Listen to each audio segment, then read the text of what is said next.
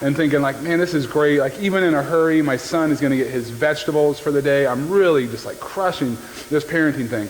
And so sends her kid to school with what she thinks is a V8 Fusion, among other things, in a lunchbox. It was only when the principal called at lunchtime that she realized that she had put a shock top beer in his bag instead. And she wondered why little Johnny was the most popular kid in 4th grade that year, right? I've been in some awkward parent-teacher conferences, but that would probably be at the top, right? When Jill and I, we had Rush and Reagan just 13 months apart. We didn't really plan that, 13 months apart is kind of like having twins, like that's as close as we've ever been to having twins. But, we were young, we were kind of broke all the time, we had multiple kids, and so one year we decided we were going to splurge a little bit and we bought a zoo membership. It was kind of a big deal for us, and so anytime you take kids, like under the age of 2 anywhere, you kind of feel like you're moving out, right? It doesn't matter if you're just, I'm going to run to Dollar General. You kind of feel like you're moving out, right? Because you can't just go, because inevitably that's when terrible stuff will happen. So we were going to go to the zoo. It's a little bit of a drive, and so we packed everything. Because our kids were so close in age, we were still kind of in that naive first kid bubble, where like you think like, oh, I got to have 6 different outfits for my kid, based on the weather, the potential weather, or anything like that. I've got sunblock, I've got an extra towel, I've got the stroller, I've got the backup stroller, I've got the car seat, I've got the backup car seat, I've got wipes, I've got all sorts of, I've got pacifiers and the cases for pacifiers and formula and all this stuff to go look at some animals sleeping, and so we get all loaded up and we get there and we're kind of there for just a little bit, and I start to notice an aroma that is not zoo aroma, but it's still not great, and I was like, okay, I'll take Rush in, we'll change his diaper, and we'll keep going about our way. I took him in to the bathroom, started getting him, cleaned up and stuff, and I realized I forgot one pivotal thing that you can't forget when you've got a 2-year-old. One pivotal thing. Like, it doesn't matter if you've got all the extra blankets and strollers with, pop-off wheels and whatever. Diapers. I forgot diapers. Not only did I forget his diapers, I forgot Reagan's diapers, and I was just like, what are we going to do? So, I went spiritual, right? I just wrapped him up in swaddling cloths, tied it, hope for the best, right? We got out of there. We're like, we're not risking it. Man, sometimes being a parent is hard, isn't it? And we can look back, a lot of times at some of these stories and kind of laugh or have fun. And even some of those that we can look back and they seemed really hard in the moment, but we can kind of laugh about it and joke about it, even if it didn't seem funny then. And truthfully, if those were the hardest parts of parenting, it'd be super easy. Like that would be awesome, right?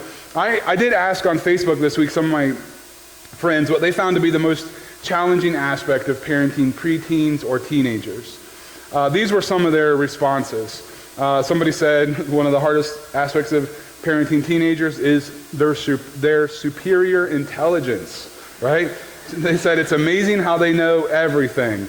How about navigating these years with accessibility to so many social media platforms and phones? It's frightening.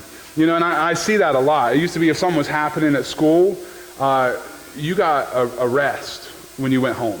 If something happened on a Friday afternoon with you and a friend, you went home and that thing stayed at school. And usually for guys, at least, by the time we showed back up Monday, you totally forgot all about it. Now, it's like, it's in your face, the bus ride home. It's in your face while you're sitting there trying to eat dinner, while they're sitting there trying to eat dinner with their family. It's in their face right before they go to bed. It is just invasive. Somebody, when asked what's the hardest part of parenting teenagers or preteens, somebody said, suicide scares me. Why are so many kids killing themselves? Would I know if my child was struggling mentally? Would I be able to help them? The numbers for preteens and for teenagers for the suicide rate is through the roof.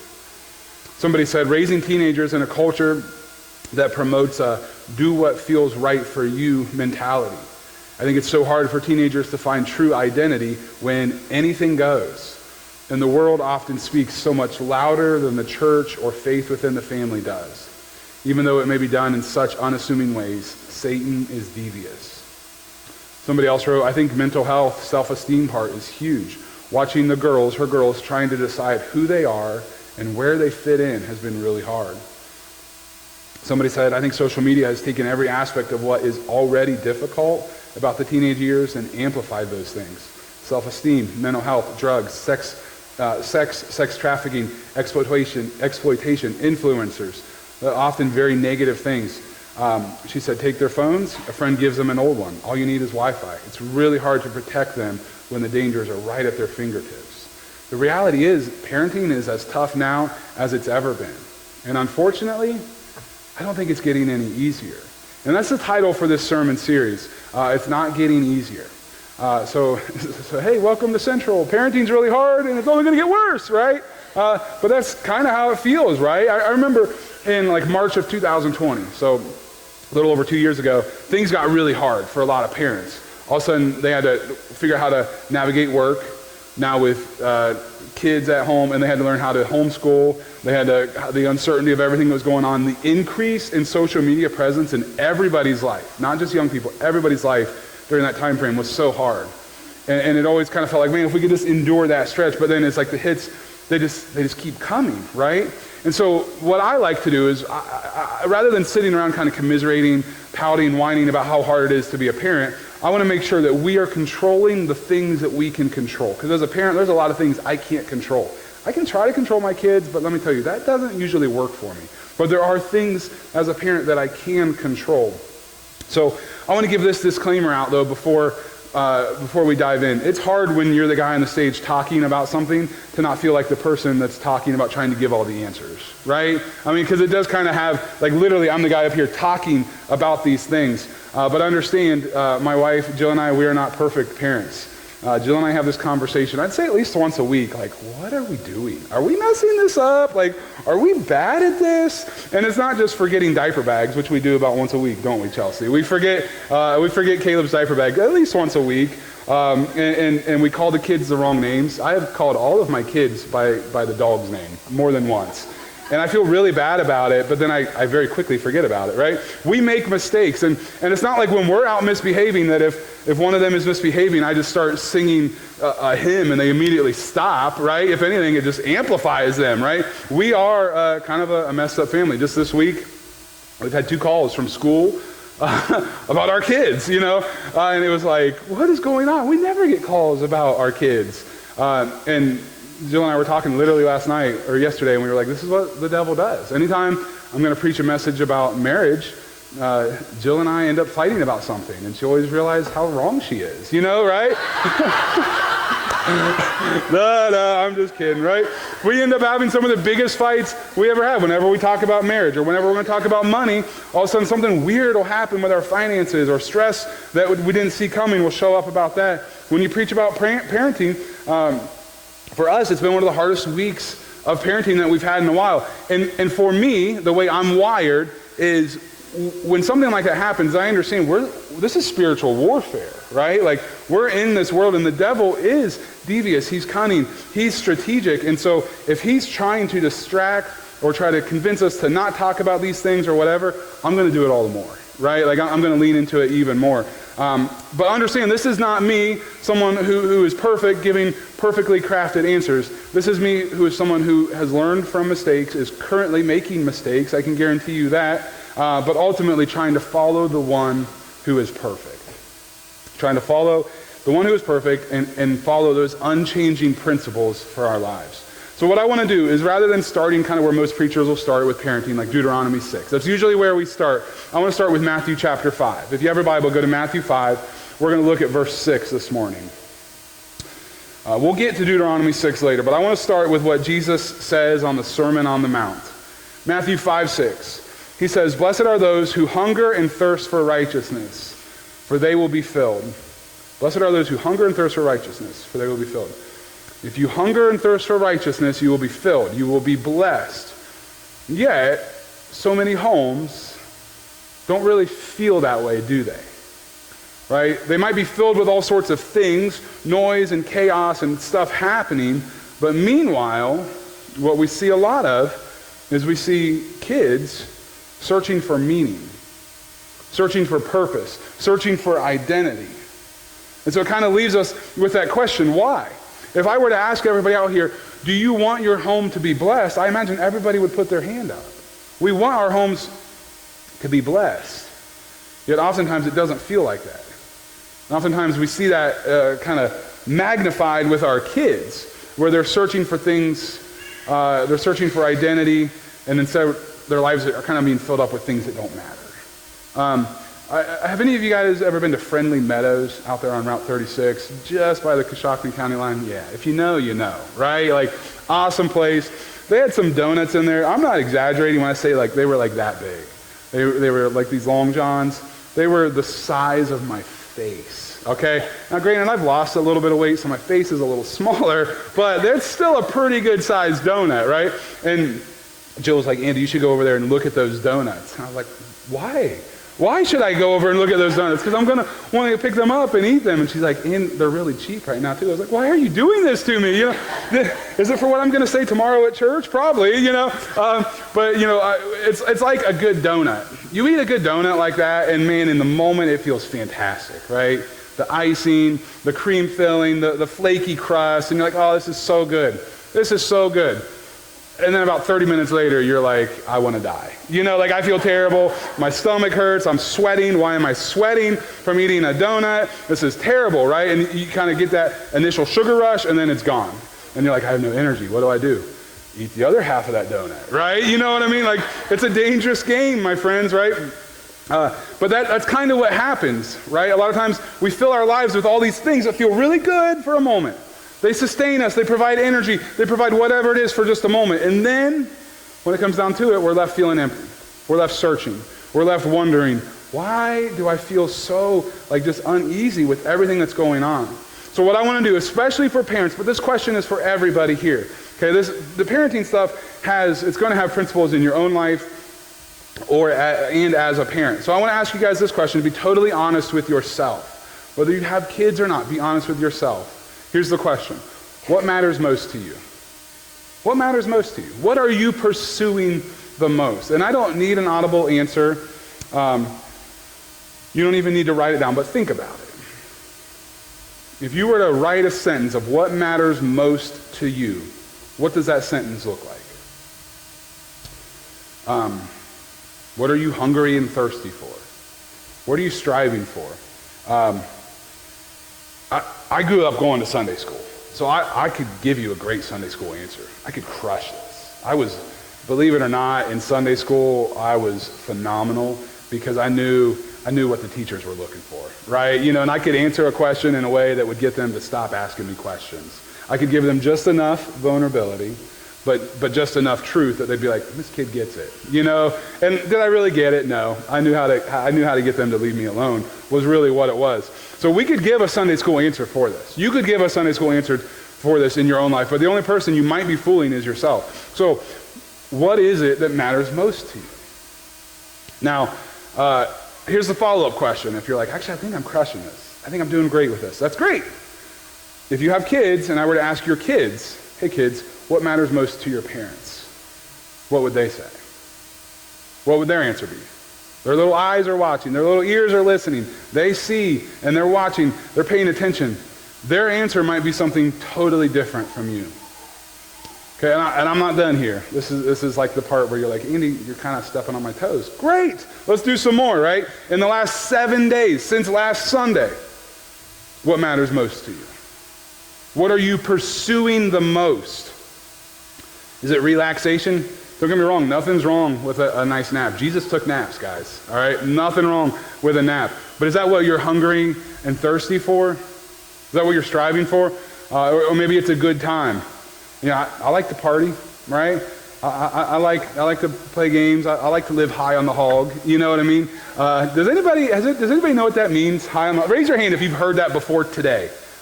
My goodness, who has never heard that phrase in their life until just now? Thank you, my people. Yes, thank you.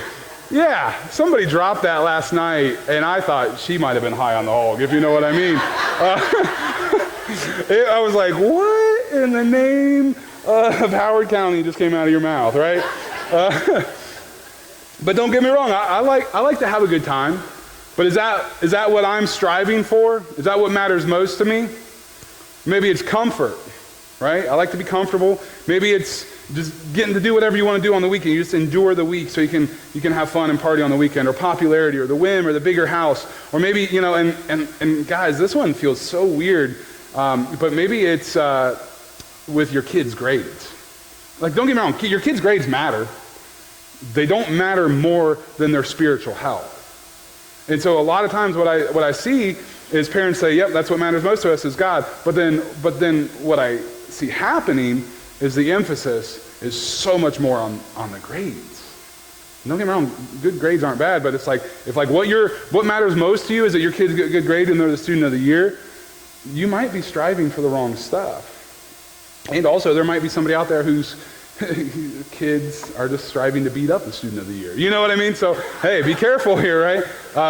Or sports. I see that in sports. Some of the crazy stuff we'll do for our kids in sports, but when it comes to spiritual health, I'm not going to do it. It's like, yeah, I'll get you a private coach, and I'll drive you 18 hours away 3 times a week for this training, and do this and that and this and that. I was like, but have a conversation with you about the struggles of your faith? I don't know if I can do that.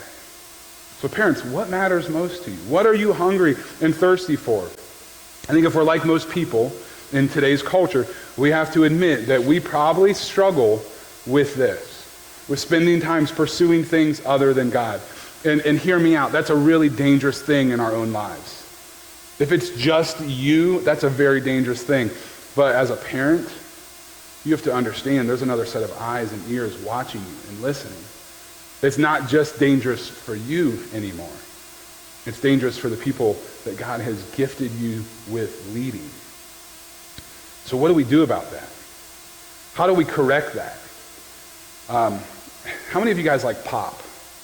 Not like a grandpa, but like pop, like soda. Yeah, nobody really calls it soda around here. Okay, yeah, because we're not psychos, right? Nobody's calling it soda, right? I mean, that's crazy.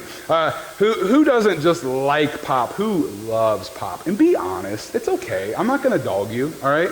Okay, next question, follow-up question. Who doesn't just love pop? Who lust for pop? Anybody out there? Yeah, you go through like a 12-day, my wife was like, yeah, that's me, right? 12-pack a day. Yeah, let's go, right? Like pop, man. I used to love that stuff, right? The carbonation, the way it would tickle my nose sometimes too. You know what I'm talking about? The flavor and stuff. A little over 2 years ago, my doctor told me to stop drinking pop. And I was like, you don't know what you're talking about, right? I read online it's actually good to drink pop. She's like, Andy, shut up and stop drinking pop, right? So I stopped drinking pop, and it was really hard the first couple weeks, but I kind of started feeling better. I started losing weight, which definitely helped me feel better, and I was really excited about that, so I just cut it out. And I was like, you know what? I'll just cut it out. I won't drink pop for the longest time. This was probably about a month or so ago. My wife works in a kindergarten classroom at East Knox, at a public school, and sometimes she has rough days.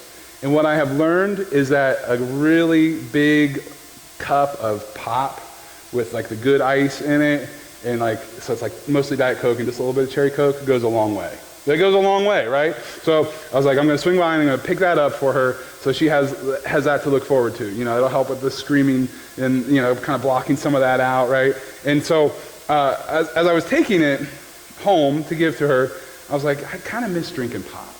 I've not had it for almost 2 years at this point. I kind of miss it. I think I'll just try a little. And so I drank a little bit, and I told Rush, I was like, Rush, you got to be careful, dude. Okay, because he was with me. I was like, go ahead and grab the steering wheel for me, right? Because this may just be the best thing that's ever happened to me. I thought the heavens I might just totally get called up to heaven right then, because I've not had pop in 2 years and I miss it so much, and it was anticipating. I took that first sip, and I was like, oh, something's wrong here. This is not right. Something's off. I was like, Rush, taste this. Tell me if you think this is right. And he's like, yeah, that tastes normal. And I was like, shut up, you're 12. You don't know anything. Whatever. You don't know. So I took it home, and I didn't say that. I thought it. I was like, okay, no, all right. I'll just put it in the cup holder. You think you know everything, right? And I took it home, and I gave it to Jill. And I was like, Jill, try this. And she's like, what'd you do to it? And I'm like, no, just try it. A lot of trust in our relationship there, right? And so she drinks it, and she's like, yeah, it tastes great. And I was like, is it me? Right? Am I the mess? So I took another drink, and I was like, no, something's off. You know what changed? My appetite, my craving, my desires changed. right? I used to be thirsty for that, and now I'm not. I used to crave that, and now I don't. Parents, that can happen in our lives. We are responsible for creating the appetite in our home.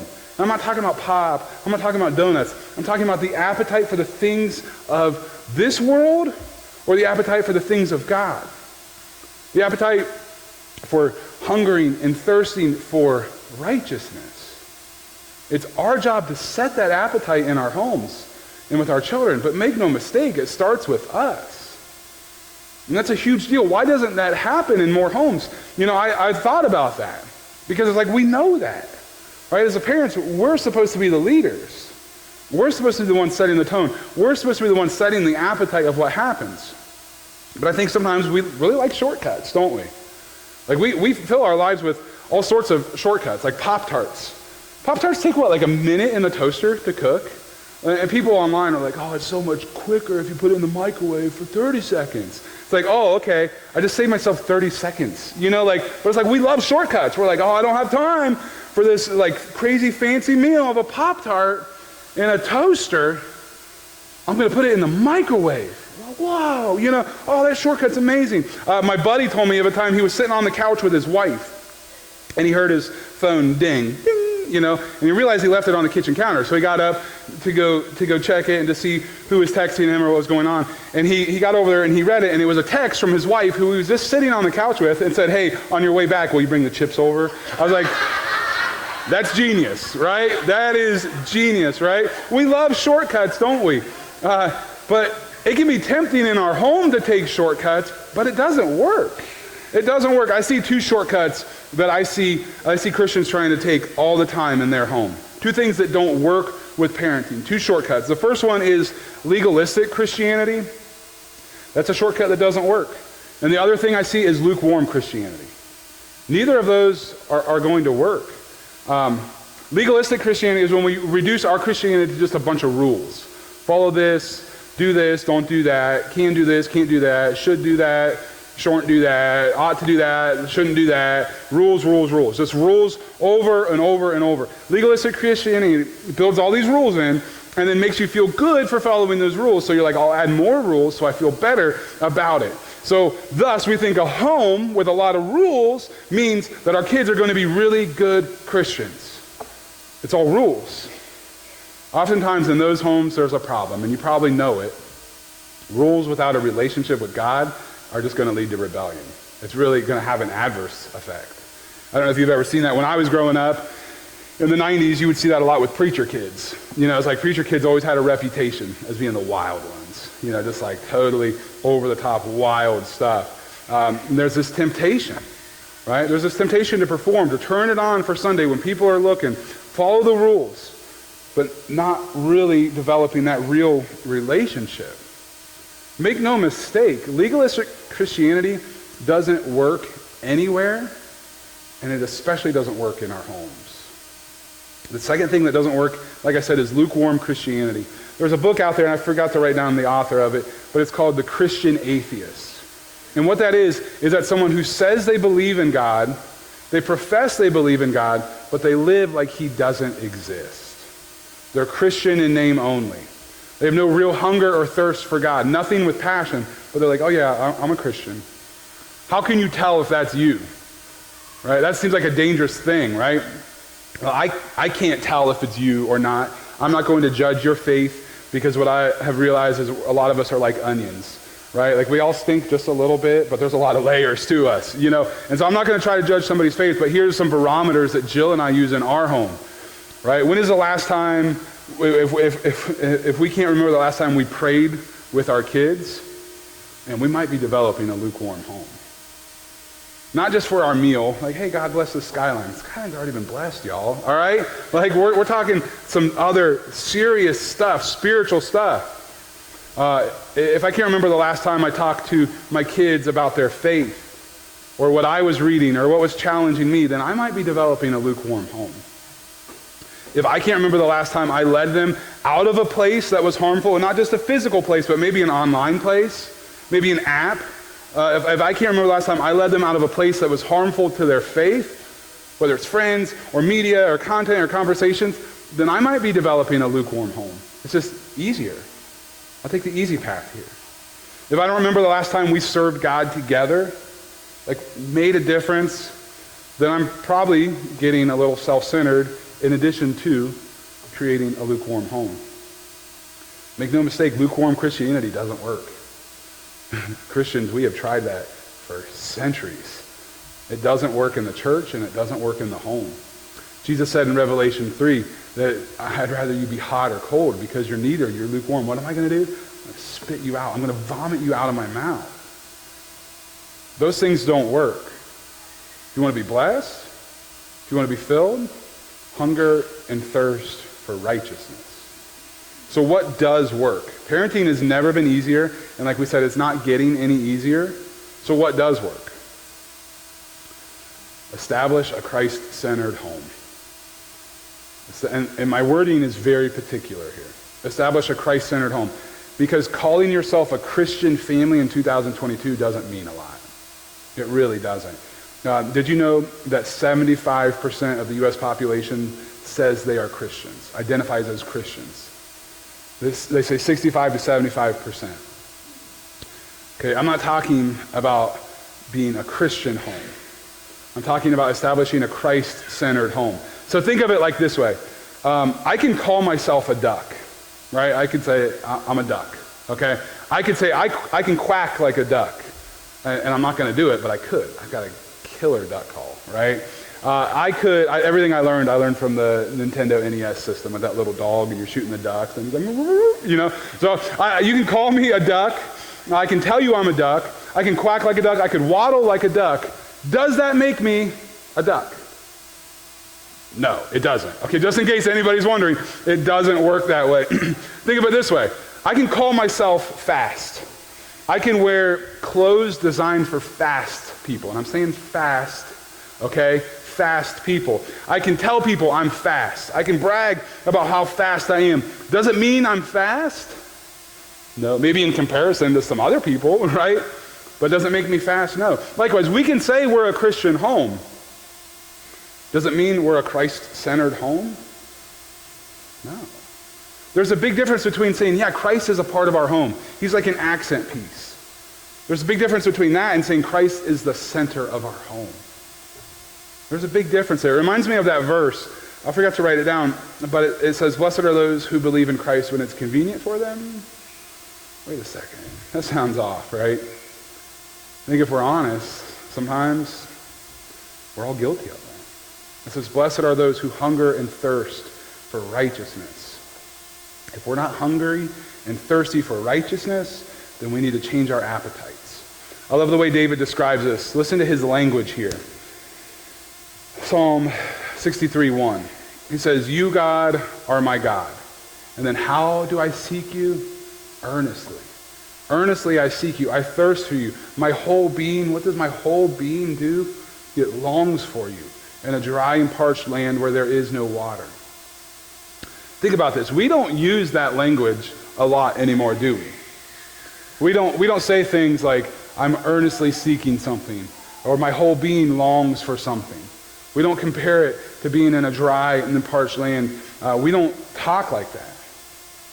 That's not the language we use. It's more of like, hey, God, I believe in you when it's convenient. Hey, God, I believe in you when things are going the way I want them to go. It's, hey, God, I'll spend time with you unless something better comes along. Hey, God, you're good when I need you to do something.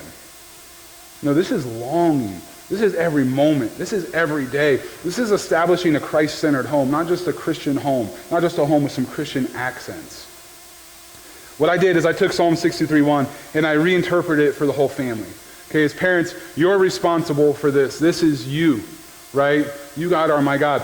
Parents, this is what we're trying to create here, the family version of this. You, God, are our God. Earnestly, we seek you. We thirst for you. Our whole being longs for you in a dry and parched land where there is no water. Consider as a parent, whether your kids are baby, maybe they're in the womb, maybe you don't even know if you're going to have kids yet, or maybe your kids are adults. But this is the appetite we should be trying to create in our homes. Earnestly, we seek you. Understand, Understand whatever your context is, whether it's just you or you have a family. It's your responsibility to establish a Christ-centered home. No one's going to do it for you. In fact, just the opposite. The devil will try to tear it down. But it's your responsibility to establish a Christ-centered home. I'm going to give you 2 easy things on how I believe we can do this. Just two small things that we can start before we even leave here today. And understand this sermon and the next 2 aren't going to be about like how to get your teenager to do whatever you want them to do, right? Or anything like, because first of all, I don't know how to do that. I'm not that smart, and second of all, I'm not even sure that's the right thing. Doesn't that feel a little bit like legalistic Christianity, right? Like manipulating something to change the behavior rather than getting to the root of the problem. All right, so honestly, many times in our home, we look a lot more like The Simpsons than we do Little House on the Prairie. You know what I mean? I used to think, man, how could Homer want to strangle his kid? And now I'm like, I get it. I kind of understand, right? But what I want you to consider is that we have 2 little things we can do, practical steps that we can do to establish or reinforce a Christ-centered home. The first thing, it's so easy. Involve God in your daily conversation. Anything you're talking about, involve God into that conversation. It may seem weird at first, and you may just drop little nuggets here and there, but as you're driving, say, what a beautiful sunrise God has given us this morning. Drop little things in. Say, man, God has been good to us, hasn't he? God has taken care of us. Let God show up in your conversations. And before you may say, wow, that seems really shallow, that seems really weak, what a terrible point. Let me ask those of you who know me, do you guys know how I feel about Bigfoot? Yeah, you do, right? Because I drop that into conversation a lot. Do you know how I feel about football? Yeah, because I drop that into conversation. We do that, right? So be intentional about dropping God into your conversation, involving him in your conversations, not just with your kids, but with other people you interact with, because there's eyes watching and ears listening. This was something that Jill and I try to do is instead of making a pros cons list, I love a good list, but instead of making a good list, we'll try to answer the question, what does God want us to do? What does God want us to do with this?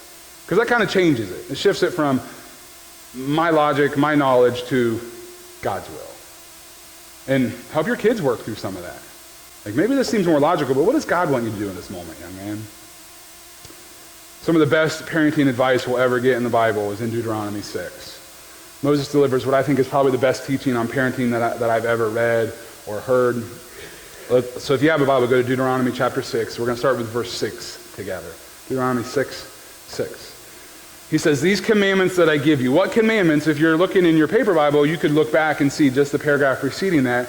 The commandments, love the Lord your God with all your heart, with all your soul, and with all your strength. Those are the commandments he's talking about. He says, these commandments that I give you today. What commandments? Love God with all your heart, with all your soul, and with all your strength. They are to be on your hearts. So that's the us part as parents. That's our responsibility. Are we loving God with all our heart, soul, and strength? And then he goes into what's verse 7 here. He says, impress them on your children. So make sure that you love God with all your heart, soul, and strength. And then impress them on your children. Talk about them when you sit at home, when you walk along the road, when you lie down, when you get up. Tie them as symbols on your hands and bind them on your foreheads. Write them on the door frames of your houses and on your gates. That's the relational part of parenting. This isn't the legalistic part. He doesn't say establish 630,000 rules that they have to follow. It's talk about how you love God with all your heart and all your soul and all your strength. It should be on your heart and it should be overflowing from your heart. That's the relational aspect of parenting. Is make sure that our relationship is right with God and make sure we're spending time with our kids. There's a lot of ways to do that. I have volunteered to coach soccer before. Soccer? Yeah, I know, guys. Don't think less of me. I volunteered to coach soccer to spend time with my kids. Sometimes I'll purposely miss a turn on the way home. Oh, man, I totally forgot. What was I doing? Because we're having good conversation. Sometimes our ride home from youth group on Sunday night takes about twice as long as it should, because if they get talking about something, I'm like, I'm not missing this opportunity. Yeah, you can be tired at school tomorrow. I want to continue this conversation. Sometimes I'll watch those stupid YouTube videos with them. Oh, they are the worst.